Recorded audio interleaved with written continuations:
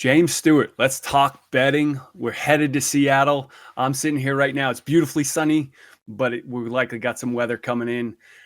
Let's talk podium and who's going to be on the podium outside of the guys we expect to be on the podium, right? Webb, Sexton, and Roxon, they've been on the podium 6+ times this year. We know they're likely to be there, but there's some interesting bets after that.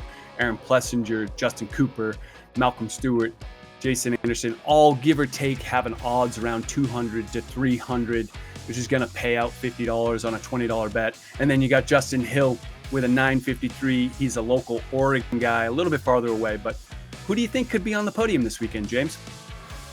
Well, if you're asking me, I think they're all pretty even. And, maybe the two long shots, I would say the least likely would be Jason Anderson. But, dude, he had some bad luck last week, and it seemed like he was just getting knocked down by everybody. And then Justin Hill, I feel like Aaron Plessinger, Justin Cooper, and Malcolm, they're pretty even. So I would base it off of past history, the way this track's going to be. We know Aaron likes the ruts. The whoop's probably a breakdown, so that helps Justin Cooper. But I'm probably going to lean towards Aaron Plessinger on this one if I was going to say somebody's going to get on that just because of history. All righty, James. Well, Aaron Plessinger is a great pick from a podium perspective. He did win here in 2018. Now, it was on a 250, but it was a mud race, and so clearly he enjoys it. Let's talk about head-to-head. If folks have been paying attention, you're 3 weeks in a row picking the right one. This week, here we are. We got Aaron Plessinger.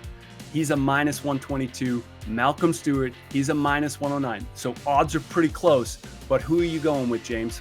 Well, just like my last answer, if you ask me who I feel like is going to get on the podium, I lean towards Aaron Plessinger. So Aaron's getting on the podium. Got to feel like Cooper Webb and Chase Sexton is probably going to be up there as well. So I'm going with Cowboy. Like you mentioned, he has the history here. And, last weekend, I think him and Malcolm was pretty close. Malcolm's bike just seemed like it worked a little bit better on a hard pack track. But we know Aaron loves these ruts, and when it gets muddy and all that, especially if it has the rain, them long legs, Malcolm's a tall person as well. Them long legs going to work well for the Cowboy. I'm going Aaron Plessinger. Well, hopefully your brother's not listening, because you might have to pay the piper there, bud. All righty, guys. Know that the lines that we've just quoted here, they may shift during the week, so go make sure you check out your local sports book. And James, let's enjoy this race in Seattle this weekend. All right, we are fired up. This is going to be a great race in Seattle. If last year was any indication, if you want to watch it, Race Day Live starts at 2:30 Eastern Time on Saturday. That's qualifying coverage.